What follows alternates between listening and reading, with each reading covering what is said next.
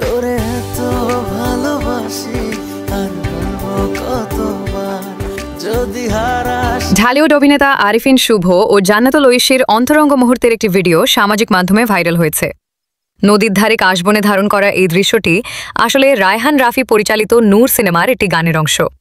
সম্প্রতি প্রকাশিত সিনেমাটি ফার্স্ট লুক টিজারেও দেখা যায় ভাইরাল হওয়া সেই দৃশ্যটি। এর আগেও শুভ ঐশীর রোম্যান্টিক ফটোশ্যুট আলোচনায় আসে, যা ঘিরে নেটিজেনদের মাঝে প্রেমের গুঞ্জন ছড়িয়ে পড়ে। তবে দুজনেই স্পষ্ট করে জানিয়েছেন এসব শুধুই কাজের অংশ, ব্যক্তিগত সম্পর্কে জড়ানোর প্রশ্ন নেই। রোম্যান্টিক ধাঁচের নূর সিনেমাটি প্রেক্ষাগৃহে নয়, মুক্তি পাবে ওটিটি প্ল্যাটফর্মে।